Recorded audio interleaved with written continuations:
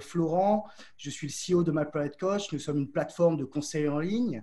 Donc aujourd'hui, nous allons traiter la reprise de l'économie et des startups. Donc avec Laurent Tapie, CEO de Delage, Ilan, CEO chez Willow et du podcast We Are New York, Fabrice Grinda, Anthony Investor et CEO chez FJ Labs, Guillaume Brigeras, journaliste et startup du magazine Les Échos, Julien Barbier, fondateur d'Alberton School, et pour finir, Romain Poirot, directeur associé du média French Morning. Donc, le but de cette conférence est de fournir donc, des informations et des conseils pour tous les entrepreneurs et les startups durant cette période afin de surmonter la crise. Donc, je vous propose qu'on fasse un petit tour de table. Je propose que Ilan commence et on va grouper peut-être les questions juste après donc, la présentation. Donc, je te propose de nous dire un petit peu ton parcours professionnel qui est atypique, savoir comment tu as vécu un petit peu cette période de confinement et l'impact vraiment du Covid tes activités, sur tes activités. Ok, avec plaisir. Écoute, moi, je suis donc français. Je suis arrivé aux États-Unis il y a 15 ans, à New York. J'ai monté en tout 3 boîtes, donc je suis un entrepreneur dans la tech. Willow, c'est ma 3e société. La première, c'était une société dans le monde du software productive qu'on a revendue à une boîte publique qui s'appelle Jive. Du coup, je suis parti habiter pendant 2 ans à Palo Alto, donc j'ai aussi vécu dans la Silicon Valley. Mais bon, je préférais New York, donc je suis revenu ici. Et aujourd'hui, je dirige Willow, qui est une société hardware où on développe un robot qui automatise le brossage de dents. Guillaume, t'en as entendu parler. Guillaume en avait parlé dans les Échos. Et qu'on lance le 24 juin. Dans 3 semaines, on lance ça aux États-Unis sur un nombre réduit. On va vendre les 1000 premières unités simplement. Donc aux États-Unis pour démarrer. Voilà, c'est un robot qui automatise le brossage de dents, donc dans le monde de l'hygiène dentaire. Voilà, et puis à côté de ça, effectivement, j'ai un podcast qui s'appelle We Are New York où j'interviewe les Français qui réussissent aux États-Unis, qui marche bien et qui est un projet passion. Et la 3e chose, je suis investisseur donc, dans des startups depuis 2012. J'ai investi dans une quarantaine de startups, donc je suis assez actif pour financer, en particulier les Français aux US d'ailleurs. Donc, il y a une très très belle boîte montée par les Français ici. Sur des projets bien spécifiques, sur Non, j'ai pas de focus particulier. À partir du moment où je comprends le produit, j'ai confiance en l'équipe et sur le marché américain. Pour le coup, ça c'est important. J'ai investi très tôt, donc premier chèque, en général pas de traction, parfois pas de produit d'ailleurs. Donc ouais, je suis assez ouvert. D'accord, donc ça, on va en reparler peut-être un peu plus tard. Est-ce que tu peux nous dire comment le Covid-19 et le confinement a affecté tes opérations, ton business? Ouais, écoute, pour Willow, nous on fabrique en Chine. Donc forcément, ça a eu un impact sur notre roadmap. La Chine a fermé pendant quasiment 2 mois en fait, donc on n'avait plus accès à nos usines là-bas, on n'était pas capable de bosser. Ça nous a fait se poser quelques questions sur notre supply chain, tu vois, comment on fabrique, est-ce qu'on garde notre dépendance à la Chine pour fabriquer Willow ou est-ce qu'on commence à regarder d'autres pays? La réalité, c'est que c'est très compliqué de fabriquer un produit consumer electronics complexe avec beaucoup d'assemblage manuel en dehors de la Chine aujourd'hui. Tu as peu d'alternatives. Voilà. Et puis la deuxième chose, c'est évidemment qu'on est tous passés en télétravail. On est 35 aujourd'hui entre la France et les US. Et ça c'est comme tout le monde, sauf que pour nous, j'imagine que c'est pas aussi difficile que dans d'autres c'était assez facile comme passage au télétravail. Par contre, je suis pas un grand fan du modèle, mais peut-être qu'on en parlera après. Exactement, un peu plus tard. Est-ce que tu as dû lay off des employés ou est-ce que tu as dû te séparer de collaborateurs? On a gardé tout le monde. On s'est séparé de personne. On a un peu utilisé le chômage partiel en France, qui nous permet de faire passer une partie de l'équipe au chômage partiel. Mais sinon, Ouais, sinon, on a voulu garder tout le monde. D'accord, très bien. Ouais. Merci beaucoup, Ilan. Je propose de passer à Guillaume un petit peu, donc savoir un petit peu ton parcours, qu'est-ce qui t'a amené à être journaliste spécialisé vraiment dans la tech, dans les startups, et puis aussi pour voir pour ton métier donc de journaliste, de média, qu'est-ce qui change, qu'est-ce qui a changé après Covid? Bonjour à tous déjà, il y en a certains que je connais déjà un petit peu, donc je suis ravi de vous retrouver ici et merci pour l'invitation Florent. Moi je suis journaliste, donc en fait je suis pas spécialisé dans les startups, c'est aujourd'hui ce que je couvre aux Échos, mais voilà, j'ai couvert d'autres secteurs, parfois très très éloignés de ce monde-là. Et par ailleurs, j'anime aussi un podcast qui s'appelle Take Off où je vais à la rencontre d'entrepreneurs de la French Tech qui ont plutôt bien réussi et qui m'expliquent plutôt les coulisses en fait de leur réussite, là où il y a eu de la friction.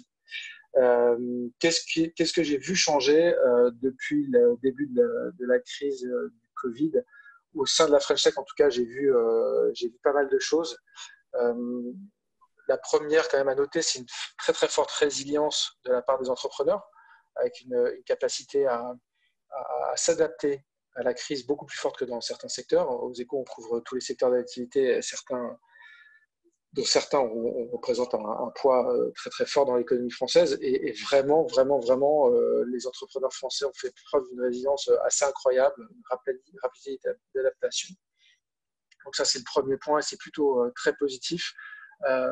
Après, je suis bien malin celui qui est capable de prévoir ce que ça aura ce que ça impliquera comme changement au long terme. En tout cas, ce qui est sûr, c'est que l'accélération des usages numériques va forcément bénéficier à une grande partie de ces boîtes.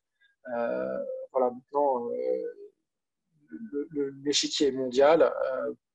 Ces boîtes-là sont bien financées, mais il y a d'autres pays où ils financent très très bien le même type d'entreprise. Donc, je pense que la bataille va vraiment s'accélérer sur le plan mondial. Dans l'industrie du média, qu'est-ce que ça a changé en fait le Covid-19? Alors, dans l'industrie du média, ce que ça a fait très concrètement, c'est que ça nous a rapporté plus de lecteurs. Donc, la presse quotidienne est un secteur qui souffre financièrement depuis déjà pas mal d'années. Et là, la difficulté de pouvoir envoyer un journal papier tous les jours à nos lecteurs a été simple. Et donc, ça a multiplié les usages digitaux, ce qui, encore une fois, est un accélérateur d'un mouvement qui est déjà en marche. Mais là, vraiment, on a pris un coup d'accélération phénoménal. Et donc, voilà, j'espère que tout ça va se transformer en lecteurs et en abonnés dans les prochains mois pour rendre pérenne cette activité. D'accord. Ben, merci beaucoup, Guillaume.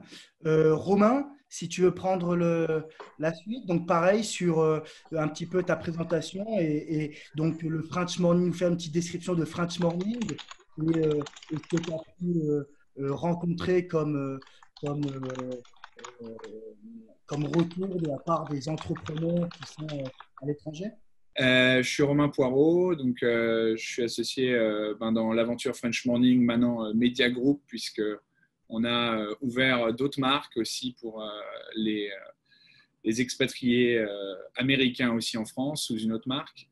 Mais French Morning à la base, c'est le média pour les Français qui vivent à New York et puis au fur et à mesure des années à Miami, à Los Angeles, au Texas, en Californie. Et aussi à Washington, D.C. On a fait quelques levées. Moi, j'habite à New York depuis 8 ans et je suis pratiquement depuis 8 ans dans l'aventure. Donc, j'étais arrivé étudiant pour 4 mois à New York et je suis toujours à New York. Voilà. Aujourd'hui, je suis dans un bureau à Times Square et comme on en parlait, Ilan le disait avant, mais New York et les centres-villes américains, je pense, sont en train de vivre une seconde crise qui est pour les gens de New York la crise du couvre-feu, qui est la nouveauté depuis 3 jours. Donc voilà, on a un couvre-feu de 20 heures pour ceux qui ne savaient pas, pour ceux qui ne sont pas à New York. Donc ça commence à faire un petit peu long pour tous les gens qui sont dans des centres-villes. Mais pour revenir sur French Morning, donc voilà, on cible, on fait de la soft news pour les expatriés dans leur langue d'origine et avec la culture journalistique qu'ils ont connue dans leur pays d'origine. Donc, pour les Français aux États-Unis, ça va être French Morning, et pour les Américains qui vivent en France, ça va être frenchly.us. Au Canada, ça va être mauditfrançais.ca, puisqu'on a dû s'appeler Maudit Français là-bas, parce qu'on ne pouvait pas s'appeler French Morning. Et on est aussi présent en Angleterre. Voilà. Donc, et on voulait ouvrir en Asie, notamment à Hong Kong cette année. Donc, bon, pour l'instant, c'est en pause. Mais voilà, c'est à peu près tout pour la présentation. Et l'impact en fait du Covid sur French Morning, c'est quoi votre plus gros challenge maintenant? Notre plus gros challenge, c'est de continuer au rythme effréné qu'on s'est mis. Donc moi, je suis associé et directeur commercial de French Morning. Donc, on a tout de suite mis en place des calls quotidiens avec notre équipe. Et donc, on a fait un assez gros pivot sur notamment le webinaire pour vraiment remettre l'humain dans le digital en avant. Et je pense qu'il y a beaucoup de nos lecteurs qui ont découvert qui était derrière French Morning grâce à ça. Voilà. Pour nous, vraiment, le challenge, c'est de garder la qualité et voilà, commercialement, de continuer la lancée qu'on a. On est en train de digitaliser. Bon, nous, on est digital depuis 14 ans, donc on n'a jamais fait de papier, mais on avait pas mal d'événements physiques qui rassemblaient entre 500 et 2000 personnes à chaque fois. Aujourd'hui, il faut que ces événements continuent sur le web. Donc, voilà. Il y a des solutions, mais elles sont un petit peu onéreuses, mais on est en train d'essayer de trouver des solutions. Ouais. Super. Merci Romain. Je propose à Laurent de finir donc pour ce tour de table. J'ai commencé ma carrière en 98 chez McKinsey pendant 2 ans.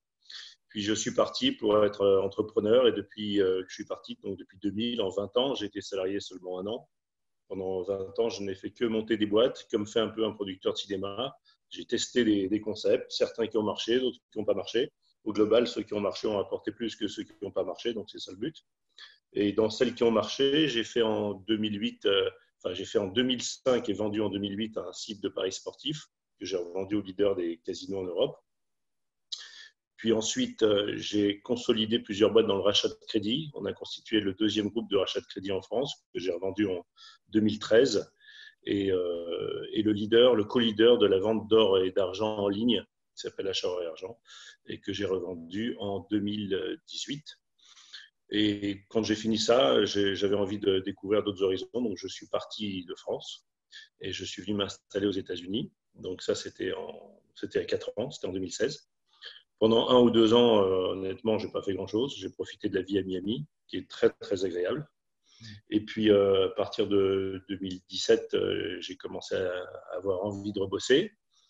Et comme je suis un passionné d'automobile, il se trouve que j'étais tombé sur un article sur les ventes de Koenigsegg et Pagani. Donc, pour ceux qui ne connaissent pas les voitures d'exception, ce sont des marques qui ne font que des voitures au-dessus du million, un peu comme Bugatti.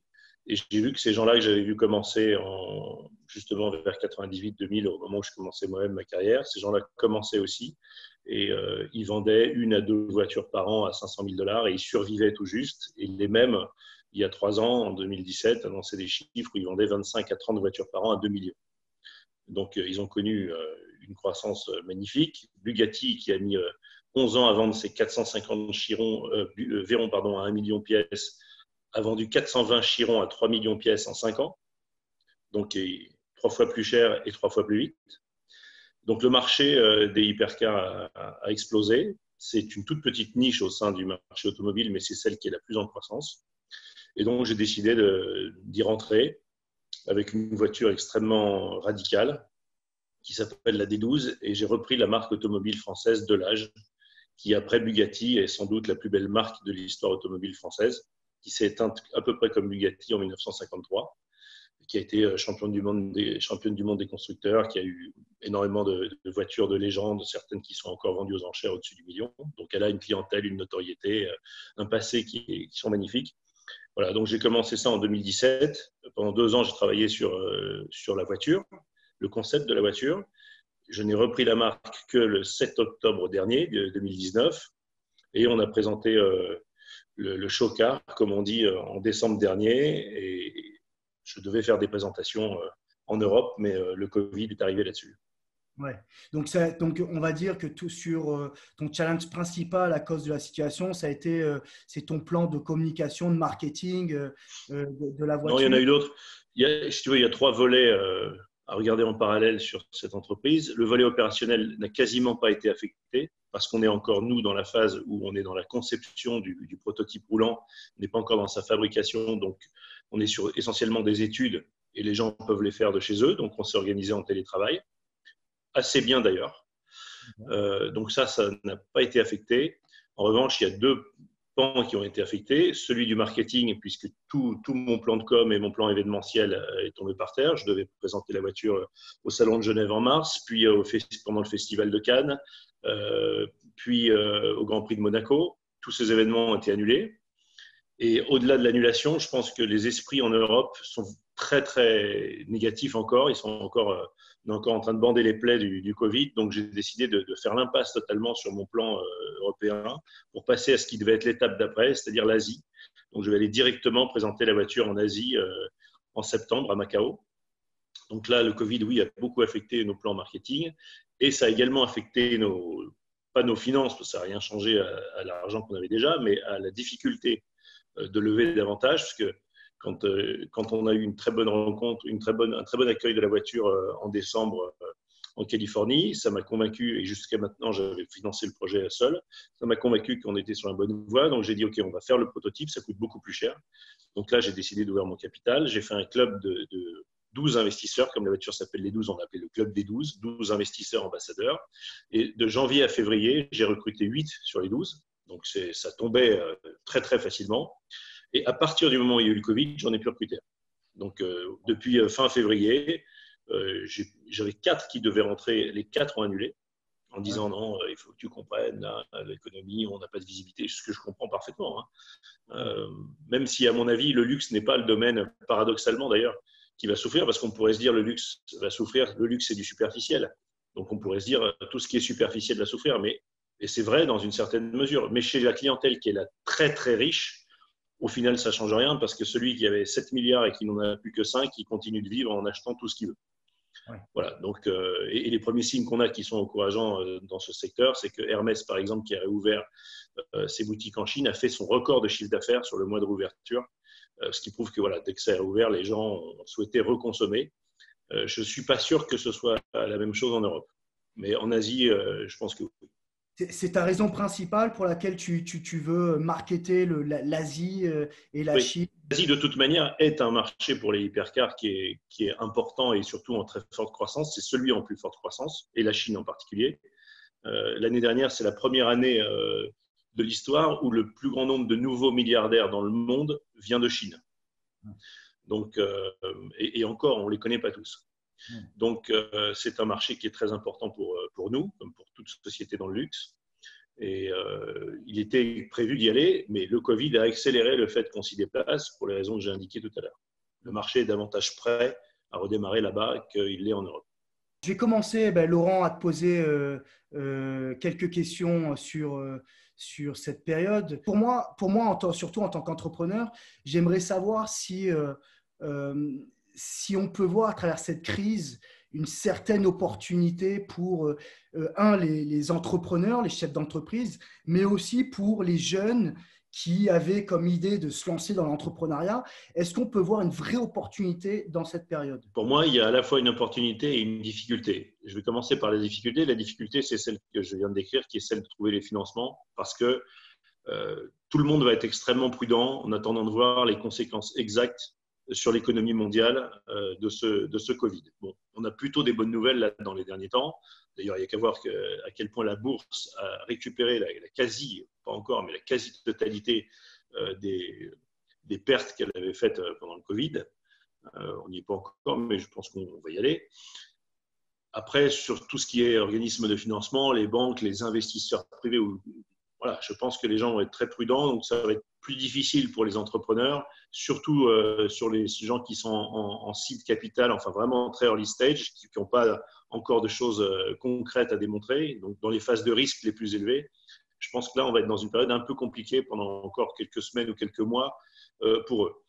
En revanche, ce qui est certain, c'est que de toute façon, chaque crise, chaque évolution est une opportunité dès qu'on est un entrepreneur. L'essence même d'un entrepreneur, c'est l'adaptation.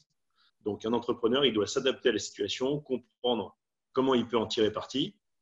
Et surtout, quand il démarre, toutes les cartes sont rebattues. Celui qui est entrepreneur, mais il a déjà 300 employés, il est déjà dans son marché, c'est plus compliqué pour lui de changer de direction que celui qui commence. Donc, celui qui commence là, aujourd'hui, je pense qu'il y a des opportunités, bien sûr, et qui sont vers tout ce que nos amis, qui sont beaucoup plus spécialistes que moi d'ailleurs sur ces sujets-là, de la French Tech et autres, savent faire. Donc, dès lors qu'on est dans le digital, dans la technologie, les softwares, il y a plein de trucs qui sont possibles. On a vu les exemples de Zoom qui est devenu, en quelque temps, qui n'avait pas prévu de recevoir autant de connexions simultanées, ou ce jeune qui a 17 ans a fait un site qui reçoit des dizaines de millions de visites qu'il aurait pu monétiser. Bon, voilà, c'est des exemples de ce qui peut se faire et ça va se multiplier, je pense. Donc, ceux qui sont bons dans ces matières-là, dans vraiment la tech, ont encore plus d'opportunités que les autres. Vraiment, voilà, pour un chef d'entreprise à l'heure actuelle, bon, mis à part bien sûr le financement, certains financements, quelles sont vraiment les difficultés ou du moins les conseils pour pouvoir garder les employés motivés, pour commencer à repenser certaines stratégies? Quels sont les challenges? Je ne veux pas être cynique, mais déjà, les employés, ils serrent les fesses, donc ils sont motivés de ne pas paumer leur boulot parce que quand toutes les boîtes ont des difficultés, ils s'accrochent à leur boulot et donc ils veulent démontrer qu'ils sont utiles, peut-être encore plus que d'habitude. Donc, je crois qu'ils ont une petite motivation naturelle là qui est la peur. Au-delà de ça, comment les motiver? Après, tu sais, c'est de l'individuel et ça dépend de ce que fait chacun. Moi, je ne crois pas, pour avoir eu un père qui était très fort sur la motivation des gens et l'avoir vu faire dans le domaine du sport. Tu vois, je prends le parallèle d'une entreprise et d'une équipe de football. Le discours d'avant-match où tu dis à tout le monde hey, « les gars, ça ne marche pas », ça ne veut rien dire. Parce qu'il n'y a pas deux mecs qui réagissent de la même manière. Tu as celui qui est timide, à qui il faut retirer de la pression parce que la pression l'étouffe. Tu as celui qui est show-off, qui adore briller, ou quand il y a la pression, c'est là qu'il va te faire ce qu'il y a de mieux. Donc, voilà, il n'y a pas de recette miracle. Donc, dans une entreprise, c'est la même chose. Tu vas avoir ceux que tu vas avoir besoin de rassurer, etc. Tu vas avoir ceux qui vont être super motivés parce qu'eux vont y voir une opportunité, parce qu'il y a des cartes qui sont rebattues. Voilà, donc c'est de la gestion individuelle plus que de la gestion collective. Ton avis sur le télétravail, donc c'était, on va en parler aussi avec Ilan, mais est-ce que tu penses que c'est une bonne chose, une mauvaise chose, et aussi comment optimiser un employé à travers le télétravail? Je crois que ça dépend du type de poste. Pour des postes hautement qualifiés, je pense que c'est une très bonne chose. D'abord parce que dans les métiers intéressants, les gens s'en foutent un peu d'où ils travaillent, ils trouvent leur intérêt dans le travail lui-même. Donc, qu'ils le fassent en étant physiquement dans le bureau avec les autres, qu'ils le fassent de chez eux, ils sont intéressés par leur travail. Donc, ceux-là travaillent en télétravail sans aucune difficulté. Et moi, j'ai eu cette expérience-là avec Delage où je t'ai dit que dans tout ce qui était les études pour fabriquer le prototype roulant, on avait un bureau qui est situé à Manicourt et on a dû se réorganiser et ça n'a posé aucune difficulté. Par contre, quand tu vas toucher à des gens qui ont des travails chiants, et malheureusement, c'est quand même 90% de la population, où ils font plus leur travail parce qu'ils ont besoin de ramener de l'argent chez eux que parce qu'ils sont passionnés. Et si tu leur dirais, tiens, si tu leur disais demain, je t'aide ton salaire, mais tu n'as pas besoin d'aller au travail, ceux-là, s'ils commencent à être de chez eux, je crains qu'au-delà de la peur qu'ils peuvent avoir de perdre leur emploi s'ils font n'importe quoi, sinon ils vont avoir tendance à essayer de faire autre chose. Et je vais prendre l'exemple de mes enfants. Moi, mes enfants, ils ont fait les 2 derniers mois d'école par Zoom. Mon fils, il s'est fait quand même piquer une journée où il avait mis une photo de lui en face de la caméra. Parce que ça se faisait chier, donc il préférait aller faire autre chose. Puis à un moment, ils ont vu que ça bougeait jamais, donc ils se sont rendus compte qu'il n'était pas devant son truc, tu vois. Ouais. Mais bon, eh ben, un salarié qui a un poste un peu chiant, il peut être tenté sans futur entrepreneur, hein. Futur entrepreneur, ton fils. Ouais, futur tout à fait. Entrepreneur. Ouais, aucun doute, aucun doute. Aucun doute. Tu sais, quand il avait 6 ans, on lui a donné une pièce de 2 euros pour la petite souris. Et il est venu le matin en disant regarde, la petite souris, elle m'a amené 4 euros. Il avait piqué 2 euros ailleurs et il expliquait que la souris avait donné 4. C'est-à-dire qu'à 6 ans, il faisait déjà du blanchiment, si tu veux. Donc lui, il n'y a pas de problème. C'est futur entrepreneur. Oui, en effet. Ilan, ton avis un petit peu sur le télétravail et aussi, donc, pour rebondir sur Laurent, ton avis sur les investissements, le financement donc, des startups. J'ai aussi lu dans une interview de Fabrice que les séries B, les startups qui sont en série B, les compagnies, ce sont ceux qui subissent le plus de conséquences négatives en ce moment. Donc, j'aimerais savoir pourquoi exactement. Tu as posté sur ça d'ailleurs ce matin, non, Guillaume? On a posté là-dessus. En fait, ça vient d'une étude de Station F que Station F a menée en Europe à travers le portfolio de nombreux investisseurs. Et il s'avère que finalement, celles qui avaient le recours le plus au licenciement, celles qui étaient les plus touchées par la crise, c'était les startups qui avaient levé une série B. Pourquoi? C'est pas tellement surprenant, je trouve, moi. Je trouve pas ça tellement surprenant. Parce que tu es juste dans la mauvaise charnière. Parce que tu es en série A. De toute façon, tu n'avais encore rien prouvé. Tu es tellement seed que le mec, c'est un acte de foi quand il rentre. Et tu es plus loin, tu es déjà suffisamment avancé pour que tu aies fait un peu tes preuves. Je pense que série B, tu es juste, pardonnez-moi l'expression, un peu le cul entre deux chaises. Où là, tu commences à demander de l'argent qui n'est pas des petites enveloppes, c'est déjà des enveloppes plus de conséquences, mais en même temps, tu n'as pas encore fait tes preuves. Donc, ça ne m'étonne pas que ce soit le stade où c'est vraiment dur de lever en ce moment. Oui, et puis il y a une phase de croissance. À ce moment-là, en général, ils ouvrent un deuxième pays. Donc, il y a une grosse phase d'investissement et quand l'activité est à l'arrêt, il faut rétro-pédaler, quoi. Donc, c'est un peu pour ça que c'est les startups les plus fragiles en ce moment. Il faut être une série B qui fait des masques. Ouais. C'est ce que j'allais. Ou du jeu vidéo, ou du streaming. Il y a quelques secteurs. Exactement. Ouais. Il y a des secteurs qui vont s'en sortir très très bien. C'est ce que j'allais dire. En fait, pour lever en ce moment, il faut surfer sur la vague. Qu'est-ce qu'on fait de plus pendant le confinement qu'on ne faisait pas avant? Et là, en ce moment, oui, moi, je vois plein de startups lever. Là, tu as l'exemple, par exemple, aux US de Content Square qui a levé la semaine dernière 190 millions de dollars. Content Square, c'est une technologie pour les sites e-commerce. Alors, eux, ils ne surfent pas plus que ça sur le Covid. Ils vont juste très bien et ça va encore mieux qu'avant parce que les gens achètent de plus en plus online. Donc, alors eux, c'est une série B ou E. Mais voilà. Alors après, dans l'absolu, je suis d'accord avec ce que disait tout à l'heure Laurent.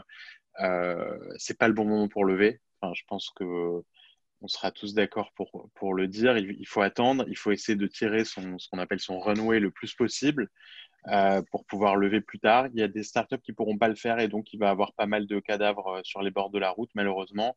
Moi, j'en entends régulièrement.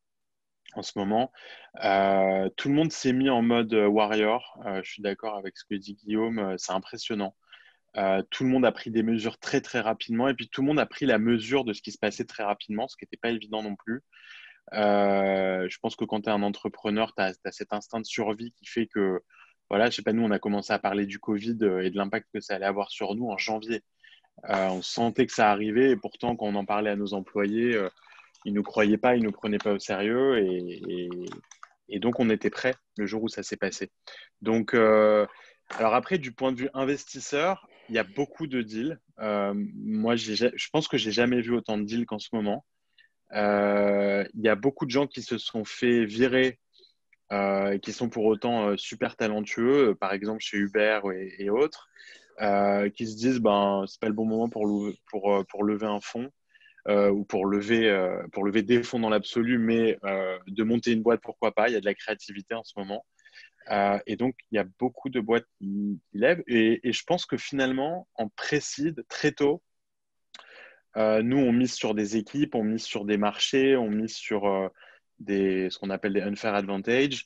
Eh ben, moi, j'investis en ce moment. Je suis actif. Ça m'a pas freiné. Et le gros avantage par rapport à il y a 6 mois, c'est que les valorisations sont redevenues raisonnables.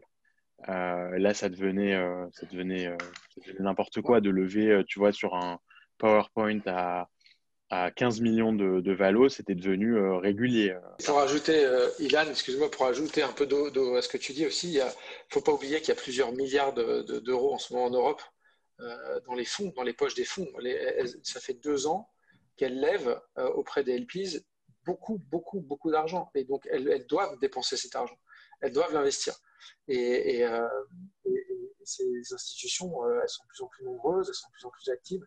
Et nous, franchement, je ne m'attendais pas à ce que les levées de fonds repartent aussi vite avec autant d'intensité sur des boîtes, sur des boîtes, un peu sur le même style de boîte qu'on avait vu jusqu'à présent. Donc, sur cette dynamique-là, moi, je ne la vois pas infléchir, au contraire, hein, je la vois même s'accélérer. Est-ce que vous pensez est-ce que ces fonds ont des obligations d'investissement, des quotas par an? Non, ils n'ont pas des quotas, ils ne sont pas obligés d'investir, mais c'est leur objet. C'est-à-dire que s'ils n'investissent pas, les mecs qui leur ont confié l'argent vont dire, bon, qu'est-ce que vous faites avec notre argent? Parce que tu as des durées de fonds.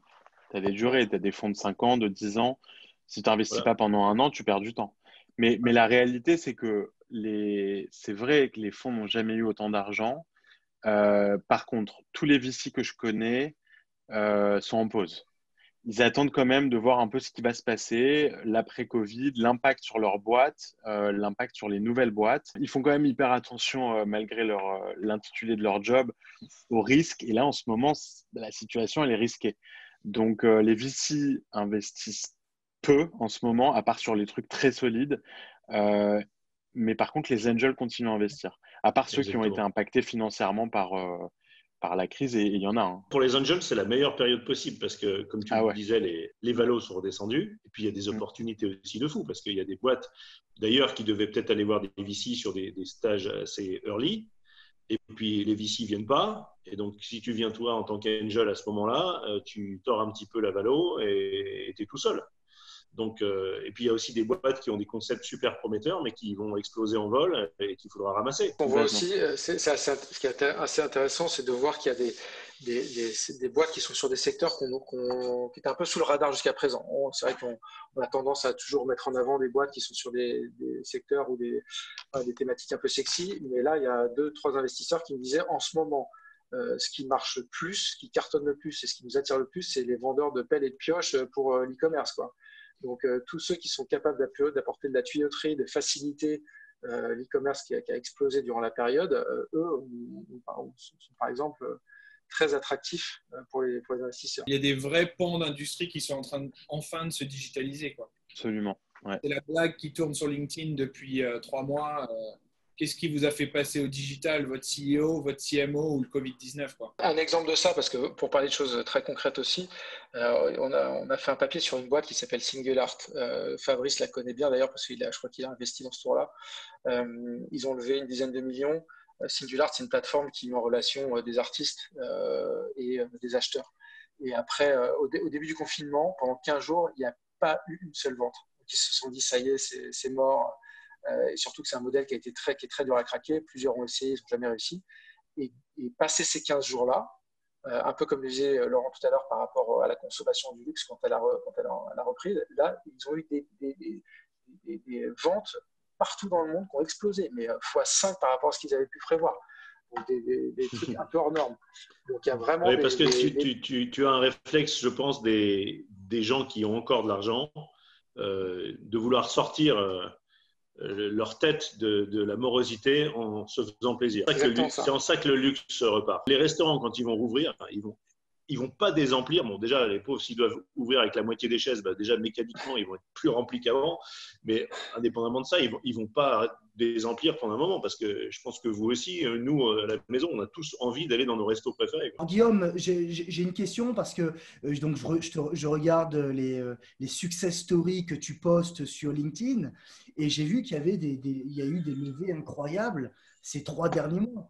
Alors la question que je me posais, c'était quel était le point commun de toutes ces startups qui ont levé 50, 60, 100, 150 millions d'euros durant cette période? Parce que ça me semblait…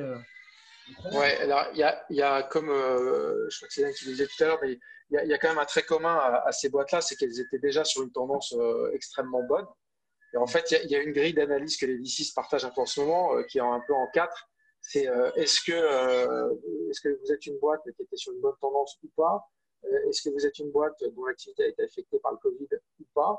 Et quand vous êtes une boîte qui était sur une bonne tendance et qui n'a pas été affectée par le Covid ou affectée positivement, les investisseurs se ruent entre guillemets dessus parce qu'ils comprennent bien que le batch d'entreprises intéressantes à financer est probablement en train de se réduire un peu, en tout cas pour un temps, et donc il faut aller les financer. Et donc voilà, ce sont des entreprises qui étaient sur un secteur porteur. Je pense à MWM, par exemple, qui est un éditeur d'applications musicales qui avait commencé avec une application de DJing.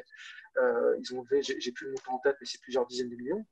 Euh, Forcément, le confinement a joué en leur faveur. Les gens ont davantage utilisé ces applications, donc forcément, ça démultiplie les métriques et les investisseurs, c'est ça qu'ils regardent d'abord, quoi, surtout sur ce type de financement. Ilan, donc j'ai compris que vous investissez beaucoup en ce moment. Vous avez continué en tant que quelle est vraiment la qualité des startups, de l'entrepreneur dans lequel vous avez investi à l'heure actuellement? C'était quoi la qualité, on va dire, de l'entrepreneur qui vous a pitché, qui vous a convaincu en ce moment d'investir? Je vois pas le contexte impacter ma décision d'investir.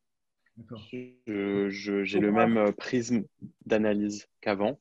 Ouais. Euh, je suis peut-être encore plus sélectif qu'avant parce qu'il y a des secteurs d'activité, j'essaie de trouver des exemples, mais il y a des secteurs d'activité, tu vois, après ce qu'on vient de vivre, qui paraissent plus éloignés, tu vois, du post-Covid qu'on a envie d'avoir. Alors, encore une fois, on ne sait pas la vie, à quel point elle va reprendre comme avant, mais en tout cas, il y a des secteurs d'activité, moi, qui me plaisent plus que d'autres en ce moment. J'ai beaucoup investi dans la santé.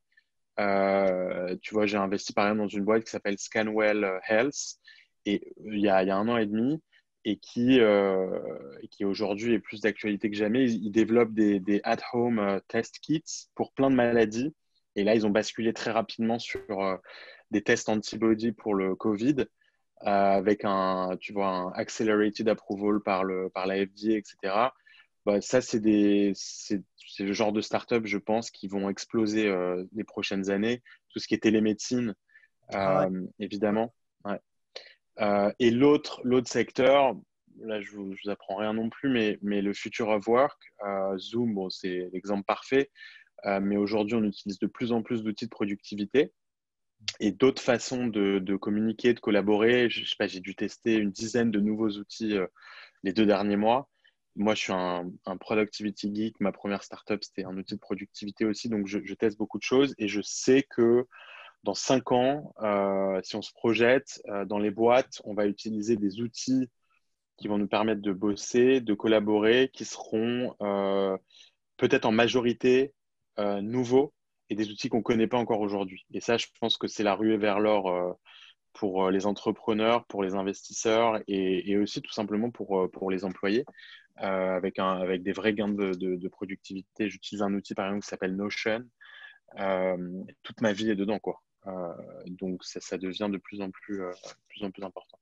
Tu ne penses pas que le space est un peu crowded en ce moment en termes de productivité? Je veux dire, là, tu vois de plus en plus de compagnies sur cet espace et Microsoft qui décide maintenant de commencer à rattraper leur retard sur Zoom et sur Slack, par exemple.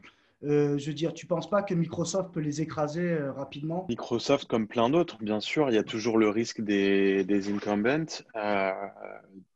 Dans la productivité, évidemment, tout le monde regarde la productivité. Je pense qu'il faut très bien connaître le secteur pour ne pas se faire avoir et pas investir dans une copie de Zoom, tu vois, typiquement. Donc, à moins de connaître très bien les outils, oui, faut pas s'aventurer là-dedans. Je suis d'accord. Tu as peu de chances de sortir un winner.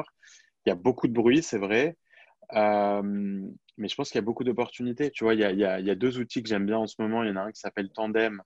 Je ne sais même pas comment décrire ce qu'ils font, mais en gros, c'est c'est du live collaboration qui intègre du one-on-one vidéo chat, du chat en live sur un document, qui intègre tous les outils de productivité comme Slack, etc. Ça marche très bien, ça vit sur ton desktop.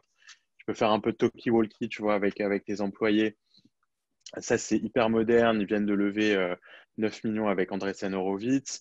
Tu as une autre boîte qui s'appelle Loom, qui a levé beaucoup aussi et qui est du video messaging. Donc, en gros, de la communication comme ce qu'on fait là, mais en asynchrone. Pareil, ils ont levé beaucoup. Bah voilà, ça pour moi, c'est des no-brainers. C'est des boîtes qui vont valoir beaucoup de toute façon. Oui, crowded, mais beaucoup d'opportunités à mon avis. Pour rebondir sur ce qui vient d'être dit, si tu regardes bien et sans être un spécialiste encore une fois de la tech, ce que tu disais, et Microsoft, ils ne vont pas les écraser. On disait la même chose quand le web a démarré. On pensait que ce seraient les gros acteurs en place qui allaient écraser tout le monde. Et quand tu regardes bien, non. Tous les modèles ont été développés et toutes les places fortes ont été développées par des startups. C'est pas Amazon est sorti de nulle part, Facebook est sorti de nulle part. Ils sont tous à chaque fois sortis de nulle part par des mecs qui avaient la vision, l'équipe, l'opportunité, le bon moment, tout. Donc je pense que ce sera la même chose là-dessus. Vous pensez que les nouveaux Amazon sont en train d'être construits en ce moment, sont en train d'être travaillés? Ouais, enfin, nouveaux Amazon, faut pas aller non plus. Quand on parle d'un outil d'entreprise, ça peut être un truc super, mais enfin, le modèle économique pour arriver à générer ce que génère Amazon, ça va être plus compliqué déjà. Ou alors, il faut vraiment un qui… Non, mais oui, des boîtes qui vaudront beaucoup d'argent parce que leurs applications sont vachement utilisées, sans doute.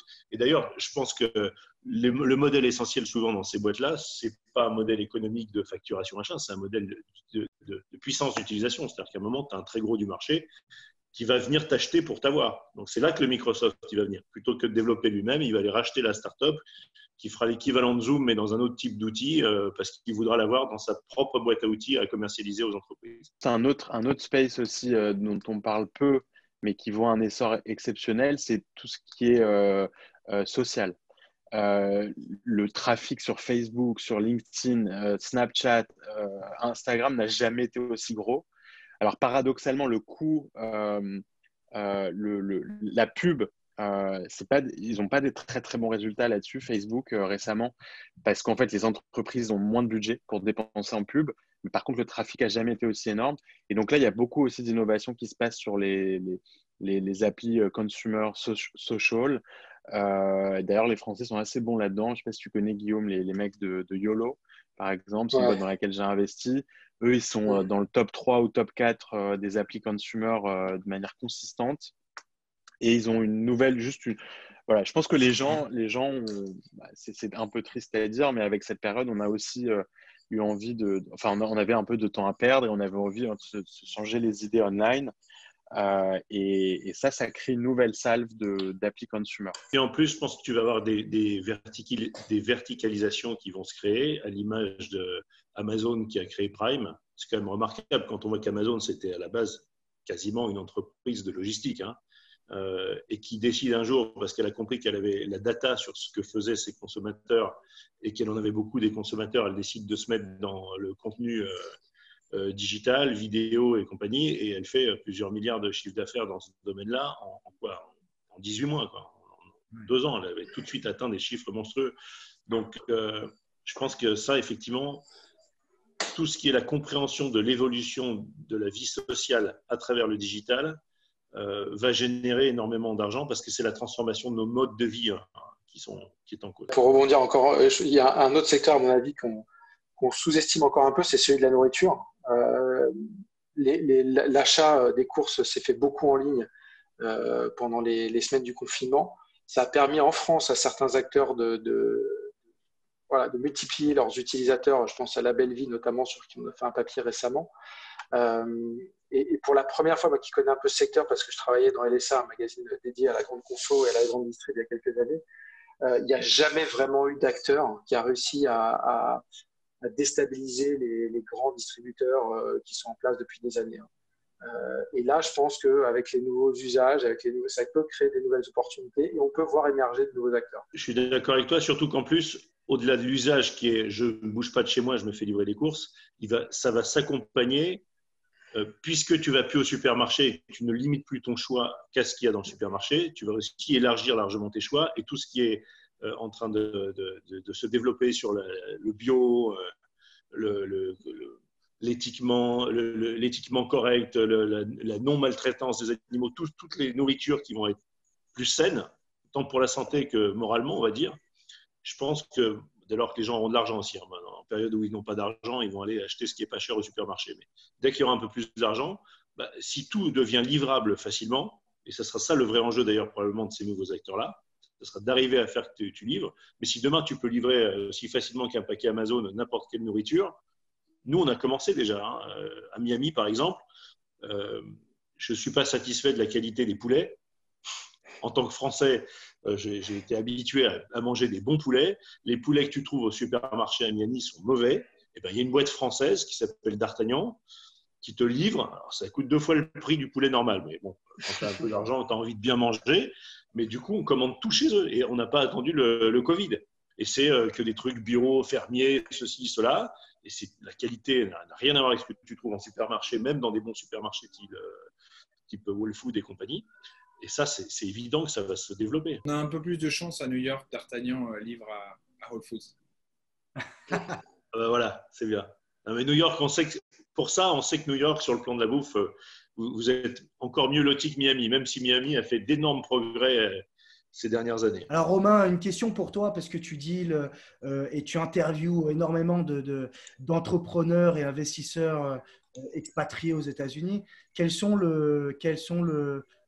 est le ressenti que tu as eu en les interviewant toutes les semaines, vous faisiez des webinars. Quel est le ressenti des entrepreneurs et investisseurs en ce moment? Ça dépend énormément des industries, ça dépend des gens qui sont B2B, B2C. Ça dépend des gens qui… Les entrepreneurs qui ont compris que la crise actuelle était une opportunité pour faire des nouvelles choses, profiter du fait que les gens sont chez eux, comme disait Ilan, ils ont plus de temps pour regarder d'autres choses. Moi, je le vois nous-mêmes. Avant, on était dans un coworking. Tu as des gens qui travaillent autour de toi, tu es tout le temps embêté, il y a quelqu'un qui va te demander quelque chose. Aujourd'hui, il y a plein de gens qui ont beaucoup plus de temps. Donc, je pense que tous les entrepreneurs que nous, on a interviewés qui ont surfé sur cette période un peu compliquée, mais surfé positivement en amenant une solution ou en amenant vraiment quelque chose de concret, en expliquant, en prenant le temps de donner de l'information. Je pense que eux, ils font ce qu'il faut et ça va être une très belle. Certains n'ont pratiquement pas connu la crise et donc ça se passe bien. Après, pour les entrepreneurs qui sont, plus des startups, qui sont plutôt des gros entrepreneurs avec plusieurs success stories ou qui sont déjà dans des levées importantes. Je pense que eux, il y a un semi-dos rond qui est fait et puis on en profite pour se ressouder avec ses équipes, on en réorganiser les choses et puis après, l'économie va repartir, quoi. Donc, je pense qu'il y a vraiment une grosse diff entre le petit entrepreneur qui démarre ou le petit entrepreneur qui a eu une boîte entre 5 et 50 salariés et puis les plus gros qui eux, de toute façon. Et puis, il y a aussi une grosse diff entre le pure player et puis le brick and mortar évidente, l'entrepreneur dans la restauration ou l'entrepreneur dans l'événementiel ou tout ce qui est au contact d'êtres humains, ils sont ouais, je comprends. Il n'y a pas grand-chose à faire.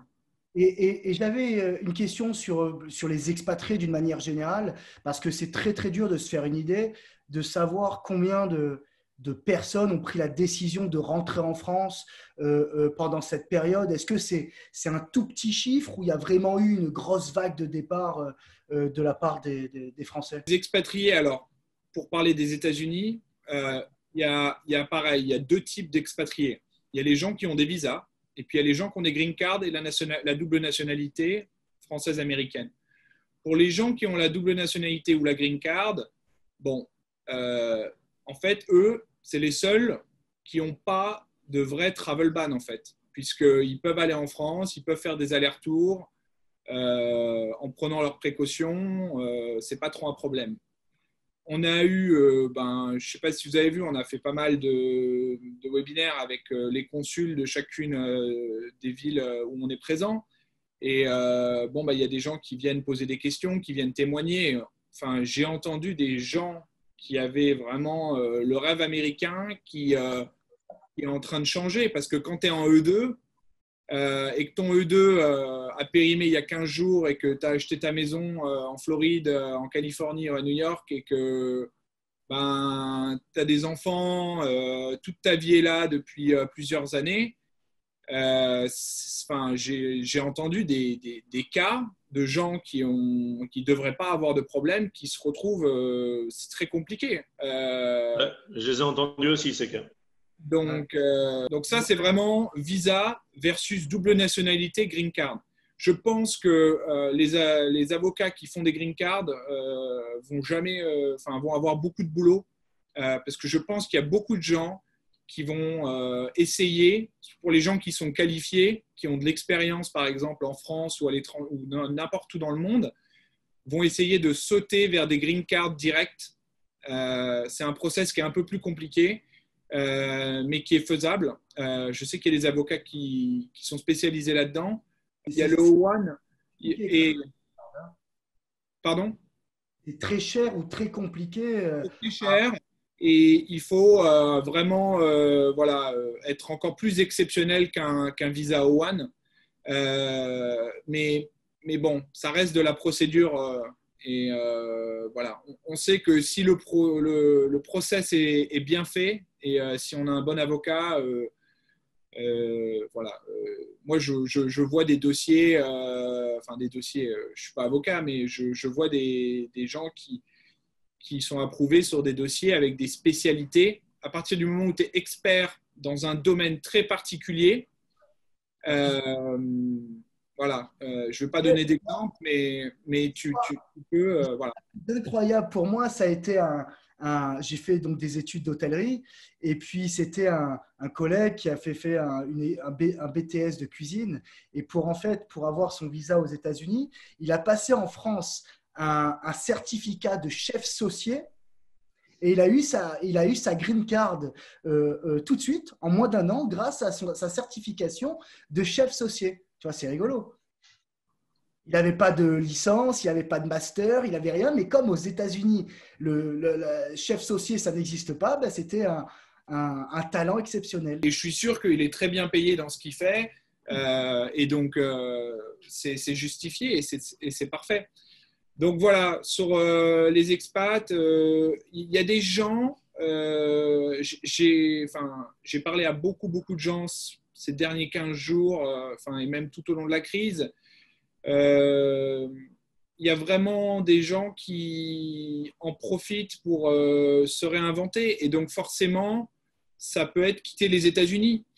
Mais est-ce que c'est quitter les États-Unis en disant adieu, j'en ai marre, ou c'est juste un changement de carrière? Je pense qu'en tout cas, les gens qui ont pas eu, qui sont sur des visas remettent en question souvent le fait de ne pas pouvoir. Le travel ban est toujours en place, donc c'est pas évident. Quand tu es sous E2, il y a des gens qui sont sous E2 depuis 30 ans, j'en connais. Et aujourd'hui, s'ils ont envie de rentrer en France, ils ne peuvent pas. Donc, on espère que ça sorte. Beaucoup de gens parlent de la date du 15 juin pour la fin du travel ban. Donc, on espère que ça va être vraiment la fin et que l'économie va partir. Pour avoir une saison d'été, ils sont obligés de lever le travel ban. Je veux dire, le tourisme fait quand même partie de l'économie américaine, ils sont obligés de le lever. Pour notre côté, et puis après, je pense que aujourd'hui, tu es à New York, sur Manhattan. Je parle d'aujourd'hui, hein, c'est quelque chose qui va changer, mais on est en plein couvre-feu et on regarde les médias et BFM TV et la France est en train de rouvrir les terrasses et la vie reprend et c'est la fête, quoi. Donc, c'est un peu aussi les crispations d'expatriés, quoi. Parce que moi, personnellement, je suis en H1B. Ça me ferait grand plaisir de rentrer en France, tu vois, après 3 mois et demi de confinement à Manhattan, quoi. On arrive à l'heure de conférence. Alors, je vous propose, on a récolté des questions de la part de nos utilisateurs sur l'économie et sur les startups. Donc, je vais en sélectionner peut-être 3 auxquels vous pouvez peut-être me donner un avis. Olivier, quels sont les métiers qui vont disparaître, que vous voyez disparaître? Je vous demande à tous si jamais vous avez un avis. Femme de ménage dans les bureaux. Je pense qu'il va y avoir pour le coup des métiers qui vont disparaître autour probablement de l'immobilier de bureau et je pense aussi du retail. Ce que je me disais la semaine dernière, c'est qu'en fait, il va avoir un vrai impact sur la restauration long terme et qu'il va probablement avoir des nouveaux métiers qui vont apparaître pour le coup avec ce qu'on appelle les ghost kitchens.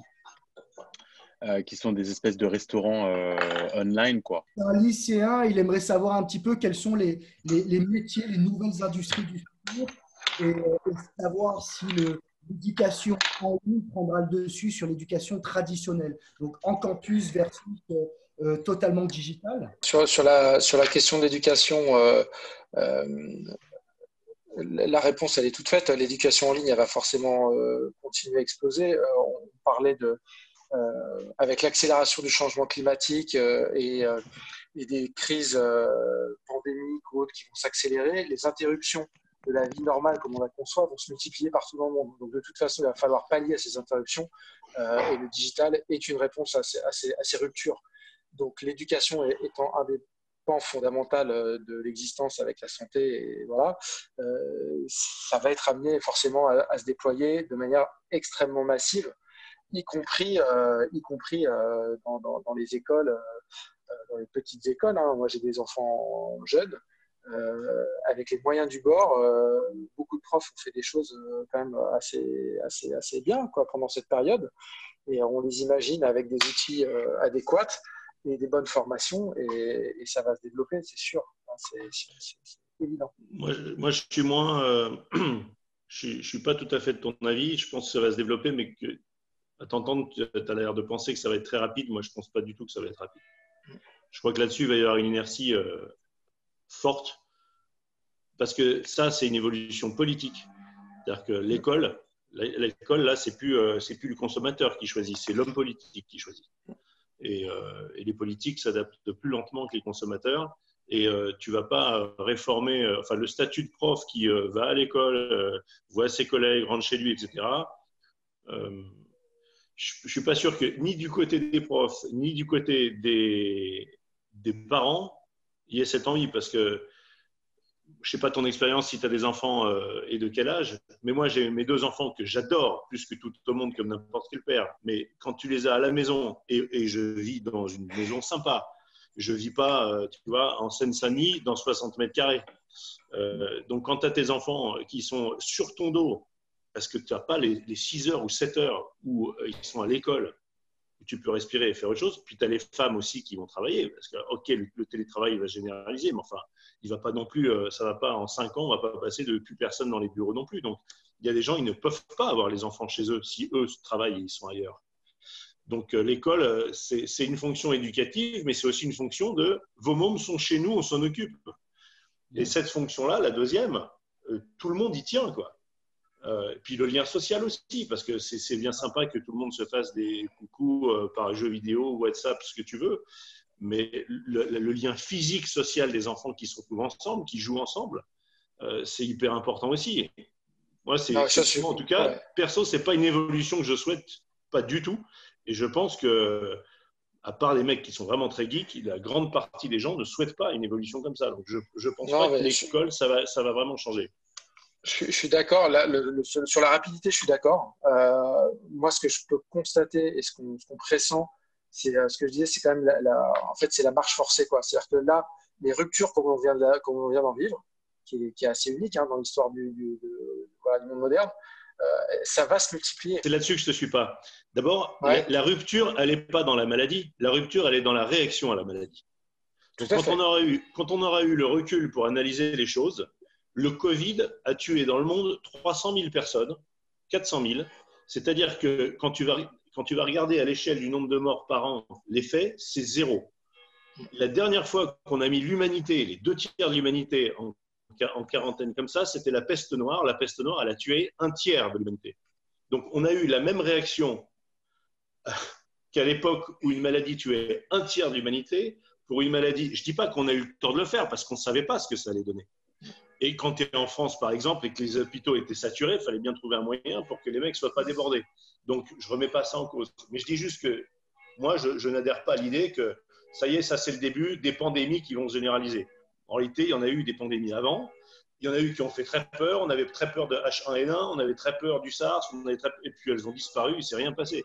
Et à l'époque où elles se sont produites, c'est simplement qu'il n'y a pas eu une réaction médiatique aussi forte, qu'il n'y a pas eu une réaction politique aussi forte, on n'a confiné personne, mais ça aurait pu se passer exactement de la même manière. Donc, moi, je ne crois pas qu'on entre dans une période où, ça y est, les 7 plaies d'Égypte vont s'abattre sur nous, on va régulièrement avoir des trucs, on va avoir le climat. Le climat, c'est pareil, c'est aussi une grande tendance qu'on entend partout. Oui, il y a un réchauffement climatique, mais là encore, il faut le rapporter à des phases qu'il y a eu avant. Enfin, ça fait 2 ans qu'il n'y a jamais eu autant de neige dans les stations. C'est des trucs à la con, tu vois. Mais putain, ça fait 2 ans que les mecs te disent cette année, on a eu 14 mètres de neige, c'était incroyable. Donc, on a une planète qui est très, très ancienne. Je ne suis pas sûr que l'activité de l'homme, même, je ne dis pas qu'elle n'existe pas et qu'il n'y a pas un impact. Mais de là à ce que ça chamboule nos vies à 10 ou 20 ans, de façon aussi dramatique qu'on le dise, moi, je suis sceptique. C'est un vaste sujet. C'est un vaste sujet, exactement. Sur ce sujet-là, on pourrait débattre des heures, mais c'est vrai qu'il y a ce qu'on voit et il y a ce qu'on ne voit pas. Hein. On parlait de la nourriture tout à l'heure, il y a plein de sols qui s'appauvrissent, il y a plein de sols qui se polluent, c'est des choses qu'on ne voit pas. Tout à fait. On se nourrit avec ça. Mais ça, c'est un autre sujet. Non, mais quand je parlais de rupture, et c'est pour moi, pour revenir au sujet, c'est qui va accélérer, et répondre à la question de l'internaute, là, c'est qui va accélérer les usages, à mon sens, de l'EdTech et des EdTech, c'est que le type de rupture, comme on l'a vu, elles vont se multiplier, quelle que soit la nature, que ce soit épidémique, que ce soit climatique, que ce soit social aussi, parce qu'on voit bien avec ce qui se passe chez vous, là, en ce moment, si c'est en train de prendre quand même une dimension encore plus forte que ça ne l'a jamais été, enfin, que ça n'a pas été depuis longtemps. Donc, il y a tout des cycles de rupture qui sont en train de s'accélérer. Et pour autant, il va bien falloir continuer à s'éduquer, continuer à se nourrir, et continuer à se soigner. C'est quand même les 3 piliers fondamentaux. Et la seule réponse qui apporter à ça, c'est une réponse technologique et digitale. Donc, ça ne veut pas dire que ça va tout remplacer, c'est pas ce que je pense. En revanche, mon avis, c'est que ça va accélérer les usages. Moi, ce qui me fait le plus peur, entre guillemets, j'espère que ça ne va pas se passer comme ça, mais quand l'ère du tout digital, où les gens se parlent plus, se voient plus, se détestent par envoi de vidéos de haine à droite, à gauche, moi, mon feed Facebook, aujourd'hui, j'ai envie de désinstaller Facebook, quoi. Même si je ne suis pas… moi, je te dis mieux, je ne l'ai jamais installé. Et moi, c'est fini. Tu vois, je ne suis pas contre ce que je vois, mais si je browse dans mon feed Facebook, à la fin de la journée, je suis dépressif, quoi. Exactement. D'ailleurs, je pense que ce que tu viens de nous dire juste avant, ce qu'on vient d'entendre juste avant, c'est peut-être un peu l'influence de tout ça. C'est-à-dire que quand tu écoutes les médias et que tu es sur les réseaux, tu as envie de te pendre à la fin de la journée, quoi. Ouais. Voilà. Bon, après, je rentre chez moi en vélo, je croise 3 manifs, hein, quand même. Juste. D'accord, mais attends, mais les gars, mais même là-dessus, prenez un peu de recul par rapport à l'histoire. On n'a pas vécu, nous, les vrais bouleversements sociaux. Faut se regarder les vidéos de mai 68, il faut se regarder les vidéos de l'antiségrégation aux États-Unis dans les années 60. C'était autre chose que les petites manifs qu'on a là. Hein. C'était pas un peu plus peaceful déjà dans les années Tu plaisantes, mais les mecs tapaient sur la gueule beaucoup plus fort que maintenant, parce qu'ils avaient une impunité beaucoup plus grande. Déjà, il y avait une grosse différence, c'est quand tu éclatais la tête à un mec que tu étais flic, il n'y avait personne pour te filmer et le diffuser. Je vais rebondir sur la dernière question. Alors, c'est du même sujet. Jean-Claude, l'impact des mouvements sociaux sur notre économie et de ce fait, combien de temps peut durer cette crise sanitaire, économique et sociale? C'est une question pour Madame Irma, ça. C'est compliqué de prédire parce qu'on ne peut pas le dire, mais c'est vrai qu'en temps habituel, on l'a vu, je veux dire, 2008 n'a jamais vraiment été terminé, on va dire. Là, Si. Pourquoi tu dis que 2008 n'a jamais été terminé? Pour moi, on surfait toujours sur la crise de 2008 et que effectivement, je veux dire, on a compensé donc cette crise avec de l'emprunt, encore une fois, mais on n'a pas vraiment, on n'est pas passé, on n'a pas terminé la crise. Enfin, ça n'a pas été, je veux dire, il y a des gens qui… Ouais. Un élément de réponse peut-être, c'est que on voit un raccourcissement des cycles, si ça peut aider et apporter un peu d'eau au moulin, mais on voit un raccourcissement des cycles. Si on prend les dernières crises, que ce soit pour prendre la première guerre du Golfe en 91 jusqu'à aujourd'hui, on voit bien que l'espace-temps a plutôt tendance à peut-être se réduire, donc dans la durée. C'est pas vrai, surtout sur la finance, par exemple. Avant le Covid-19, on a eu la plus grande croissance boursière ininterrompue qu'on ait connue. C'est-à-dire que tu avais un krach boursier en moyenne tous les 5 ans depuis 1987. Et depuis 2008, ça faisait 12 ans que la bourse, tous les ans, montait. Il a fallu qu'il y ait le Covid. Et s'il n'y a pas le Covid, tu te demandes d'ailleurs où ça va finir. Parce que juste avant le Covid, les valorisations boursières, on arrivait à des ratios qui sont complètement délirants et qui impactent tout le reste. Comme on disait tout à l'heure sur certaines startups, on était à des valos. Le mec qui vient avec un business plan, un PowerPoint, et il te dit que ça vaut 15 millions, il n'a encore rien fait. Donc, et pour certains, ils trouvent de l'argent. Donc, non, là-dessus, je ne suis pas d'accord avec toi. Je pense qu'on est complètement sorti de 2008 et même bien au-delà. On a plus d'argent dans les fonds qu'il n'y a jamais eu. La bourse valait plus que ce qu'elle n'a jamais valu.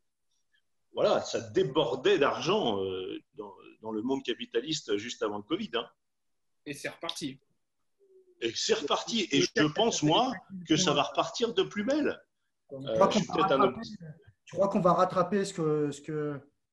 Mais attends, est-ce que tu n'es pas étonné de voir déjà le niveau de la bourse? Le Dow Jones a récupéré 75 ou 80% de ses pertes alors que l'économie est par terre. C'est invraisemblable. Qu'est-ce que ça va être quand l'économie sera vraiment repartie? Donc, non, moi, franchement, tout le monde explique parce qu'il y a ces effets de mode des médias, de tout le monde, qu'il y aura l'avant-Covid, l'après-Covid, un nouveau monde. On nous disait pareil avec 2008. Je ne sais pas si tu te souviens, mais on nous expliquait que à la crise des subprimes, maintenant, ça va être tout différent. Il n'y a aucune différence. Tu peux faire demain un subprime sur les prêts étudiants américains, tu as la même chose en puissance 5. Mais… Le prêt automobile, tu as la même chose. Mais bien sûr. Mais bien sûr. Moi, je crois que ça ne va pas changer grand-chose, très franchement, au fonctionnement du monde. Il y aura peut-être un jour où on sera obligé de dire, bon, en fait, qu'est-ce qu'on fait avec les dettes des États? Est-ce qu'on est d'accord qu'on les remboursera jamais? Je ne sais pas. C'est le genre de discussion pour notamment certains pays africains, mais quand je parlais de raccourcissement des cycles, c'est surtout sur la résolution de ces crises. Je veux dire, là, ça fait quoi? On est en juin, ça fait même pas 6 mois qu'on en parle. Et effectivement, la bourse repart. Effectivement, on voit des gens qui se ruent dans les magasins de luxe. On voit des comportements. Pour les crises précédentes, il fallait attendre plus de temps pour commencer à voir. Voilà. Tout à fait. Donc c'est ça. Pour la question, je crois que la question c'était quand est-ce que ça va repartir. En fait, la réponse c'est déjà reparti. Exactement. Très bien. Écoutez, je pense qu'on a fait le tour. Donc déjà, j'aimerais tous vous remercier pour votre temps. Je pense que c'était assez intéressant. Merci donc pour notre audience. N'hésitez pas à nous envoyer un email si jamais vous avez des questions et à télécharger donc notre application sur les App Store, My Private Coach sur les 2 stores. C'est gratuit en ce moment. Merci beaucoup de ça et puis bon courage à vous et à très bientôt. Merci. Merci à toi. À tous. Merci à tous. Salut. Merci à tous. Bye bye. À bientôt.